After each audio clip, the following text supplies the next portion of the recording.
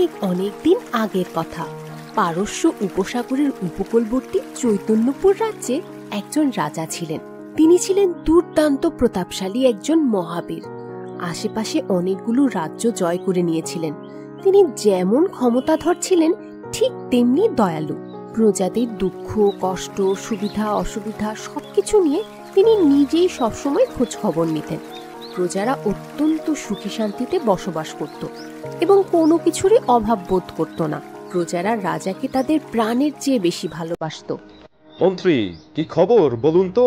আমাদের অধীনে থাকা রাজ্যগুলির প্রজাদের তাদের কোথাও কোনো সমস্যা হচ্ছে না তো? না না মহারাজ, আপনি এসব নিয়ে একটু চিন্তা করবেন না। প্রজারা সবাই সুখে শান্তিতে বসবাস করছে। দেখো মন্ত্রী, এতগুলো মানুষের দেখাশোনা করার ভার মহান আল্লাহ তাআলা আমার উপর দিয়েছেন। এটা যদি আমি সঠিকভাবে পালন না করি, তাহলে তো আমাকে তার নিকট জবাবদিহিতা করতে হবে। রাজা মশাই, আপনি নিশ্চিন্তে থাকুন। আমরা নিয়মিত খোঁজ খবর রাখছি। কোথাও কোনো কিছু প্রয়োজন হলে আপনার অনুমতিক্রমে আমরা সেটা দিয়ে দেওয়ার ব্যবস্থা করছি। এত কিছু হলে কি হবে? রাজার মনে শান্তি ছিল না। দারুণ অসুখী ছিলেন সেই রাজা, কারণ তার একমাত্র সন্তান রাজ্যের রাজকন্যা খুব অসুস্থ। সে দাঁড়াতে পারে না, বসতে পারে না, কথাও বলতে পারে না। দিন রাত কেবলই তাকে বিছানায় শুয়ে থাকতে হয়। রাজকন্যার বয়স 15 হলেও তাকে দেখতে এখনো শিশুরই মতো লাগে। রাজা এবং রানী রাজকন্যার ঘরে গেল তাকে দেখতে। মারে, আমি জানি তোমার অনেক কষ্ট। তুমি তো চলাফেরা করতে পারো না, কোথা লাগলেও কাউকে বলতে পারো না। জীবিত থেকেও তুমি মৃত। দোয়া করি আল্লাহর কাছে, আল্লাহ যেন তোমাকে সুস্থ করে দেন। রাজামশাই, আপনি চিন্তা করবেন না। আল্লাহ আমাদের রাজকন্যাকে একদিন না একদিন সুস্থ করে তুলবেন ইনশাল্লাহ। এটা আমি মনে প্রাণে বিশ্বাস করি। ইনশাআল্লাহ, তোমার কথাই যেন সত্যি হয় রানী। ঠিক আছে মা, তুমি আরাম করো। রাজা রানী ঘর থেকে বেরিয়ে যাওয়ার পর রাজকন্যার চোখ বেয়ে বেয়ে অশ্রু ঝরছিল। এভাবেই চলছিল রাজা রানী ও রাজকন্যার দৈনন্দিন জীবন। মনের দুঃখে একদিন রাতের অন্ধকারে কাউকে কিছু না বলে রাজা বেরিয়ে পড়লেন রাজপ্রাসাদ থেকে। সবাই যখন গভীর ঘুমে অচেতন, তখন পোশাক পাল্টে চলে গেলেন রাজ্য ছেড়ে গভীর জঙ্গলের উদ্দেশ্যে। এদিকে সকাল হয়ে গেছে। রাজদরবারের কার্যক্রম শুরু করার সময় পার হয়ে গেছে। প্রাসাদের ভেতর থেকে রাজামশাই বাহিরে আসার কোনো নাম নেই। মন্ত্রী দাসীকে পাঠিয়েছেন খবর নিতে রাজামশাই অসুস্থ হয়ে পড়লেন কিনা। রানীমা, আমি কি ভিতরে আসতে পারি? হ্যাঁ, ভেতরে আসো। বলো কি হয়েছে? রাজামশাই এখনো দরবারে আসেননি। মন্ত্রী আমাকে খবর নিতে পাঠিয়েছেন যে রাজামশাই অসুস্থ কিনা। আমি তো ঘুম থেকে উঠার পর তাকে রুমে দেখতে পাইনি। আমি তো ভেবেছি হয়তো কোনো জরুরি কাজ আছে, তাই আগে ভাগেই রাজদরবারে চলে গেছেন। ঠিক আছে রানীমা, আমি মন্ত্রীমশাইকে যে বলছি ব্যাপারটা। রানী ভাবলেন হয়তো রাজামশাই রাজ্যের মহলের বাহিরে কোথাও কোনো কাজের জন্য গিয়েছেন। কাজ শেষ হলেই ফিরে আসবেন। এদিকে দাসী মন্ত্রীকে যে জানালো,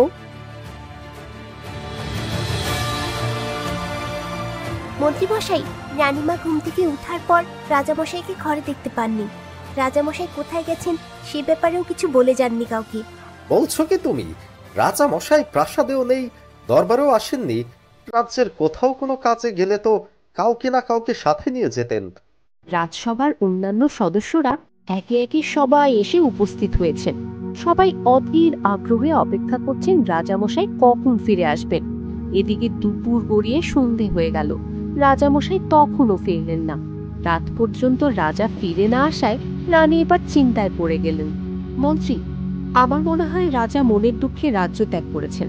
তাছাড়া তিনি যদি কোনো কাজে যেতেন, তাহলে অবশ্যই মহলের কাউকে না কাউকে অবগত করে যেতেন। আপনার কি মনে হয় বলেন তো? আসলে রানীমা, আমি কি বলবো আমি নিজেও বুঝতেছি না। এমন তো কখনো হয়নি। বিষয়টা আসলেই উদ্বেগজনক। বুঝতে পেরেছি। আপনি রাজ্যের চারিদিকে খোঁজ নিতে বলুন সবাইকে। তার কোথাও কোনো বিপদ হলো কিনা। ঠিক আছে রানীমা, আমি দেখছি, চারদিকে লোক পাঠিয়ে খোঁজ করছি তার কোথাও কোনো বিপদ হয়েছে কিনা। কোনো বিষয় সিদ্ধান্ত গ্রহণে সমস্যার সম্মুখীন হলে আপনার থেকে সহযোগিতা গ্রহণ করব। মন্ত্রী রাজ্যের চারিদিকে খোঁজ নেওয়ার জন্য প্রয়োজনীয় সংখ্যক প্রহরীকে পাঠিয়ে দিলেন। এভাবে এক সপ্তাহ জুড়ে খোঁজাখুঁজির পরও রাজার কোনো খোঁজ খবর কেউ বের করতে পারল না। রানী একদিন মন্ত্রীকে ডেকে বললেন, দেখুন মন্ত্রী, আমার মনে হয় রাজা মনের দুঃখে রাজ্য ত্যাগ করেছেন। তিনি যতদিন ফিরে না আসেন, রাজ্যের সকল বিষয়গুলো সুন্দরভাবে দেখাশোনা করতে হবে আপনাকে। ঠিক আছে রানীমা, আমি আপনার দেওয়া কর্তব্য সর্বোচ্চ সতর্কতার সাথে পালন করার চেষ্টা করব।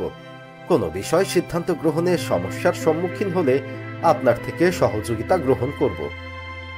ঠিক আছে, খেয়াল রাখবেন প্রজাদের যেন কোনো ধরনের সমস্যা না হয়। আমিও আপনাকে সর্বাত্মকভাবে সহযোগিতা করব। এভাবে সপ্তাহ গেল, মাস গেল, বছর চলে গেল, কিন্তু রাজামশাই আর রাজ্যে ফিরে এলেন না। এদিকে রাজামশাই সাধারণ একজন সাধু বাবার মতো কাপড় পরে বের হয়ে গিয়েছিলেন রাজপ্রাসাদ থেকে। তিনি বিভিন্ন বনে জঙ্গলে ঘুরে ঘুরে গাছপালা থেকে ফলমূল আহরণ করে সে জীবন ধারণ করছিলেন। এভাবে ঘুরতে ঘুরতে 1 বছর পরে তিনি পৌঁছালেন এক ভয়ঙ্কর গভীর জঙ্গলে। সে কি ভয়ঙ্কর জঙ্গল! বাঘ, ভাল্লুক আর নানা বিষাক্ত সাপে পরিপূর্ণ সেই জঙ্গল।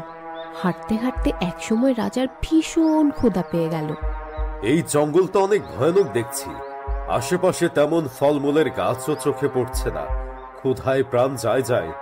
দেখি কোথাও কোনো খাবার খুঁজে পাই কিনা। খাদ্যের সন্ধানে রাজা ঘুরে বেড়াতে থাকেন এদিকে সেদিকে, কিন্তু বনের ভেতরে এত গাছ, কিন্তু কোনো ফল গাছ নেই।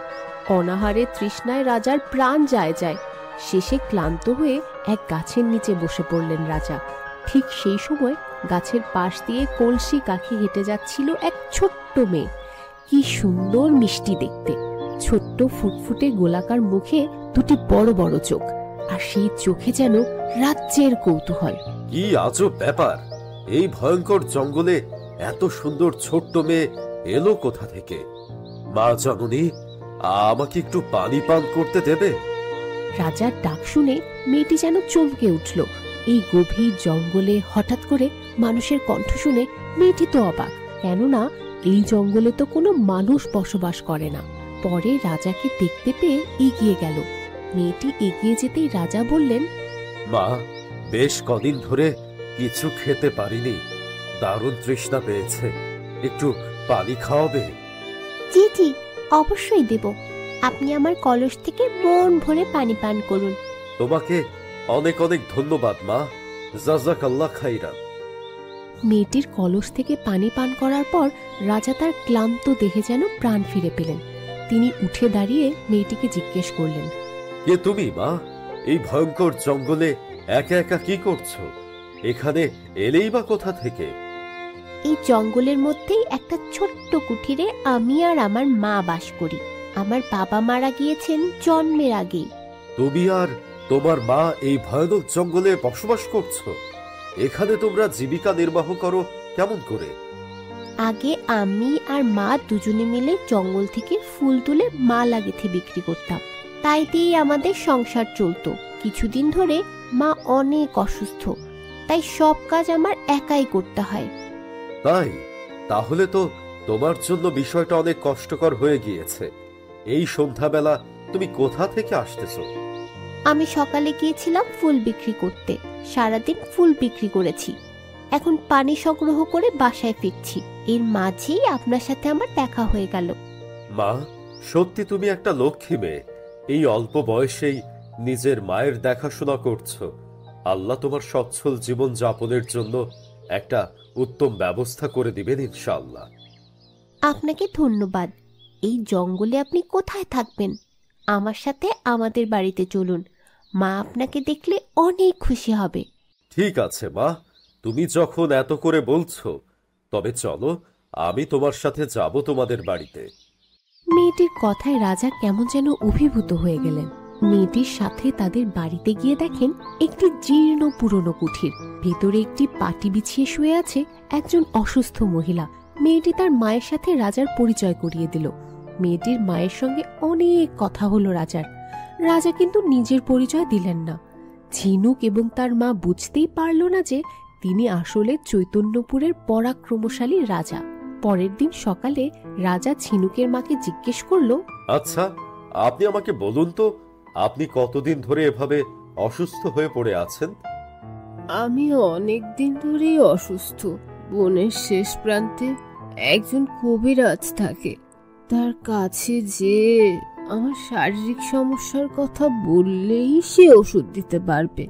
কিন্তু ঝিনুক তো ছোট, তাই তাকে একা একা অত দূর পাঠাতেও পারছি না। আচ্ছা ঠিক আছে, আমি যত দ্রুত সম্ভব ঝিনুককে সাথে নিয়ে যাব ওই কবিরাজের কাছে, যে আপনার জন্য ওষুধ নিয়ে আসবো ইনশাল্লাহ। আপনাকে অনেক অনেক ধন্যবাদ। আল্লাহ আপনাকে উত্তম প্রতিদান দান করুক। আচ্ছা ঠিক আছে, আপনি আরাম করুন। আমি দেখি খাবার দাবার প্রস্তুত করতে ঝিনুককে একটু সহযোগিতা করি। এই বলে রাজা ঘর থেকে বের হয়ে দেখতে পেল ঝিনুক উঠানে রান্না করছিল। রাজা তার পাশে গিয়ে বসলো এবং ঝিনুককে বলল, মা ঝিনুক, তোমার রান্না বান্না শেষ করতে আর কত সময় লাগবে? এই তো, আর বেশি সময় লাগবে না। আমি চেষ্টা করছি তাড়াতাড়ি রান্না শেষ করার জন্য। আপনার অনেক ক্ষুধা পেয়েছে বুঝি? না মা, আমার অনেক সময় না খেয়ে থাকার অভ্যাস আছে। তুমি আস্তে ধীরে রান্না করো, সমস্যা নেই। আপনি আর অল্প কিছুক্ষণ অপেক্ষা করুন। রান্না শেষ হলে আমরা একসাথে খাবার খেয়ে বনের ভিতরে যাব, কাঠ এবং ফুল সংগ্রহ করতে। রাজা কথা প্রসঙ্গে ঝিনুকের মায়ের কাছ থেকে জানতে পারে তার মেয়ে এবং ঝিনুকের জন্ম একই দিনে। এই কথা জানার পর রাজা ভীষণ কৌতূহলী হয়ে উঠল। ঝিনুকের প্রতি তার মায়া মমতা অনেক বেশি বৃদ্ধি পেল। সে সারাক্ষণ ঝিনুকের সাথেই থাকে, তার সাথে বনের ভিতর যেয়ে ফুল সংগ্রহ করে, তাকে দৈনন্দিন কাজকর্মে সহযোগিতা করে। ঝিনুক ফুল দিয়ে মালা গেঁথে বাজারে নিয়ে বিক্রি করে আসে। ঝিনুককে পেয়ে রাজা যেন সব দুঃখ ভুলে গেলেন। ঝিনুকও ভীষণ খুশি। এই মানুষটিকে সে একসময় বাবা বলে ডাকতে শুরু করে দিল। একদিন সকালবেলা রাজা ঝিনুককে বলল, আজকে তোমার ফুলের মালা বিক্রি করতে যেতে হবে না। আজ আমরা বনের শেষ প্রান্তে থাকা কবিরাজের কাছে যাব তোমার মায়ের জন্য ওষুধ আনতে। ঠিক আছে বাবা, আমরা তাহলে আজকে কবিরাজের কাছে যেয়ে মায়ের ওষুধ সংগ্রহ করে নিয়ে আসব। ঠিক আছে মা, তুমি রান্না করে নাও, তারপর খাবার খেয়ে আমরা রওনা করব ইনশাল্লাহ। খাবার খাওয়া শেষে রাজা ও ঝিনুক কবিরাজের বাড়ির উদ্দেশ্যে রওনা করলেন। কবিরাজের বাড়ি বনের শেষ প্রান্তে। সেখানে পৌঁছাতে পৌঁছাতে দুপুর হয়ে গিয়েছিল। রাজা কবিরাজকে বলল, এই বালিকার মা অনেক অসুস্থ, অনেকদিন যাবৎ বিছানায় পড়ে আছেন, ঠিক মতো হাঁটা চলা করতে পারছেন না। তিনি আমাদেরকে পাঠিয়েছেন আপনার কাছ থেকে ওষুধ সংগ্রহ করে নিয়ে যাওয়ার জন্য। আপনি কি শেফালির কথা বলছেন? বনের মাঝখানে তো শেফালি ছাড়া আর কেউ থাকে না। জি জি, আমি শেফালির কথা বলছি। আমি কিছুদিন হলো তাদের ওখানে এসেছি, আর এই বালিকাটি হলো শেফালির মেয়ে ঝিনুক। শেফালি অসুস্থ এতদিন ধরে, আমার কাছে সে কেন খবর পৌঁছায়নি? শেফালি কিভাবে আপনার কাছে খবর পাঠাবে বলুন? এই জঙ্গলে সে তো একা থাকে, আর মেয়েটি ছোট, তাই আপনার কাছে আসতে পারেনি। এই ওষুধগুলো নিয়ে যান। শেফালি ওষুধ খাওয়ার নিয়ম জানে, তাকে বলবেন নিয়ম মাফিক ওষুধগুলো খেয়ে নিতে। তাহলে আল্লাহ চাইলে সে ধীরে ধীরে সুস্থ হয়ে উঠবে ইনশাআল্লাহ। কবিরাজের নিকট থেকে ওষুধ বুঝে নেওয়ার পর রাজা ঝিনুককে নিয়ে বাড়ির উদ্দেশ্যে রওনা করে। সন্ধ্যা হবে হবে ভাব। এমন সময় তারা বাড়ির প্রায় কাছাকাছি। ঠিক তখনই ঝিনুকের উপরে চোখ পড়ল এক শয়তান রাক্ষসের। সে মনে মনে বলতে লাগলো, শেফালির মেয়েটা তো বেশ বড় হয়েছে। এত সুন্দর চেহারার কচি এই মেয়েটাকে যদি আমার খাবার হিসেবে পেতাম, কতই না মজা হতো।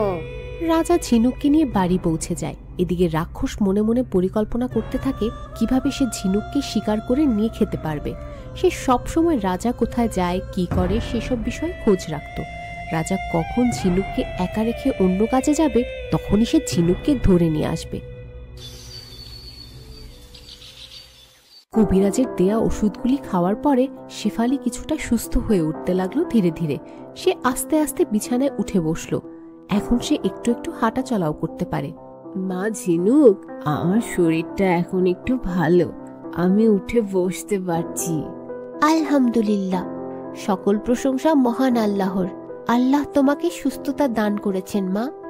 আলহামদুলিল্লাহ, আমি এখন পায়ে শক্তি ফিরে পেয়েছি, হয়তো আস্তে আস্তে হাঁটা চলাও করতে পারবো। আলহামদুলিল্লাহ, আপনি একটু একটু হাঁটতে পারছেন, মহান আল্লাহর অশেষ শুকরিয়া, তিনি আপনাকে সুস্থতা দান করেছেন। আলহামদুলিল্লাহ, আমরা সকলেই মহান আল্লাহর প্রশংসা করি, কিন্তু তিনি আমাদের সাহায্য করার জন্য কাউকে না কাউকে মাধ্যম হিসেবে প্রেরণ করেন। আপনি আমাদের কাছে সেই মাধ্যম হিসেবেই এসেছেন। আপনার কাছে আমরা চিরকৃতজ্ঞ। আমি আর কি এমন করলাম বলেন? আল্লাহর রহমত করেছেন, তাই আপনি সুস্থ হয়েছেন। আপনারা আমার মতো একজন ভবঘুরে মানুষকে আশ্রয় দিয়েছেন, আমিও আপনাদের প্রতি কৃতজ্ঞ। জাযাকাল্লাহ খাইরান। আল্লাহ আপনাদেরকে উত্তম প্রতিদান দান করুন। ঠিক আছে মা, তোমরা কথা বলো, আমি তাহলে রান্নার কাজ শেষ করে নিই। রান্না শেষ হতেই ঝিনুক তার মাকে এবং রাজাকে খাবার খেতে ডাকলেন। তারা একসাথে বসে তৃপ্তি সহকারে খাওয়া শেষ করলেন। তখন রাজা বলল, মা ঝিনুক, তুমি বাসায় থাকো, আমি বনে গেলাম। রান্নার কাজে ব্যবহারের জন্য কাঠ ও মালা গাঁথার জন্য ফুল সংগ্রহ করে চলে আসব। ঠিক আছে বাবা, তুমি সাবধানে যেও, তাড়াতাড়ি কাজ শেষ করে ফিরে এসো। রাজা কাঠ ও ফুল সংগ্রহের জন্য জঙ্গলের ভিতরে চলে গেলে ঝিনুক ও তার মা বাসায় ছিল।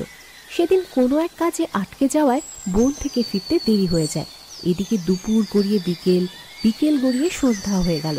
দুশ্চিন্তায় ঝিনুক এদিক সেদিক ছোটাছুটি করতে থাকে। সন্ধ্যার পরেও যখন রাজা ফিরে এলেন না, তখন ঝিনুক মাকে বলে বাবাকে খুঁজতে বের হলো। মা, সন্ধ্যা হয়ে গেল, বাবা তো এখনো ফিরলেন না। আমি একটু এগিয়ে যাই, দেখি তার কোনো বিপদ হলো কিনা। ঠিক আছে মা, সাবধানে যাও, দেখো তিনি কেন এখনো বাসায় আসতে পারছেন না। মায়ের থেকে অনুমতি নিয়ে ঝিনুক জঙ্গলের দিকে এগিয়ে যায়। এদিকে সেই ভয়ানক রাক্ষস সব সময় নজর রাখছিল ঝিনুকের গতিবিধির উপর। যেমনি সে ঝিনুককে বাড়ি থেকে বের হতে দেখে সন্ধ্যার পর, ঠিক তখনই সে ঝিনুকের পিছু নেয়। কিছু দূর যেতে না যেতেই রাক্ষস ঝাঁপিয়ে পড়ে ঝিনুকের উপর। ঝিনুক ভয় পেয়ে চিৎকার করে ওঠে, বাবা, বাবা, বাবা, আমাকে বাঁচাও, রাক্ষস আমাকে খেয়ে ফেললো, বাবা আমাকে বাঁচাও।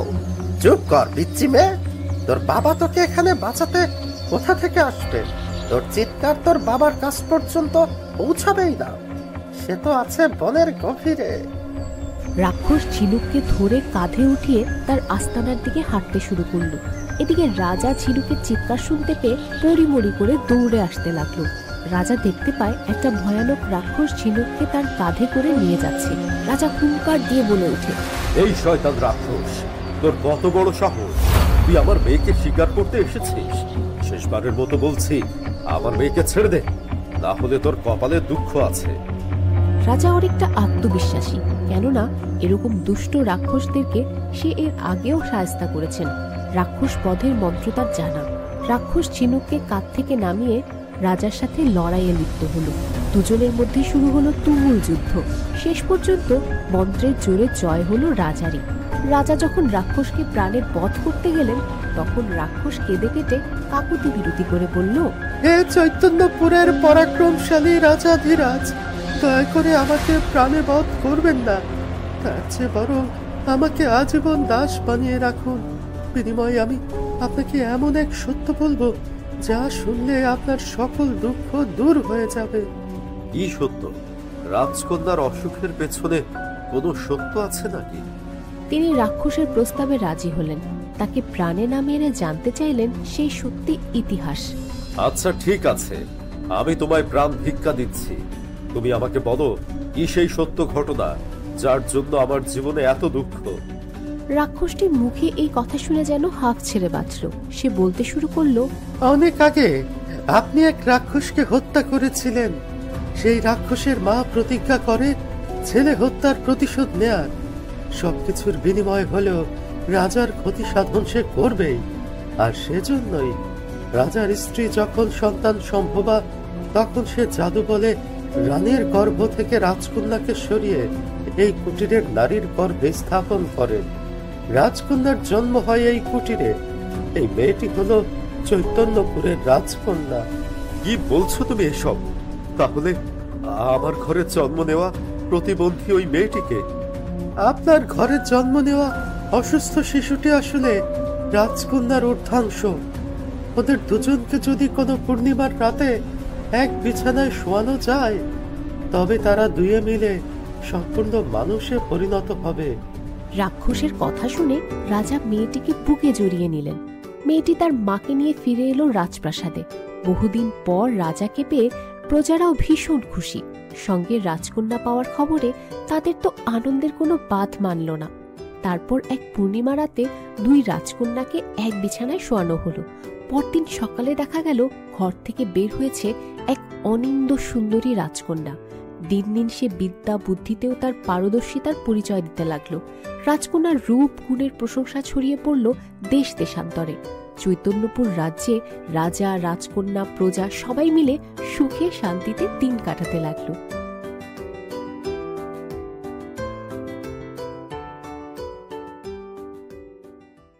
বন্ধুরা, তোমরা যারা আমাদের চ্যানেলের নিয়মিত দর্শক তারা অবশ্যই কমেন্ট করে জানাবে গল্পটি তোমাদের কেমন লেগেছে।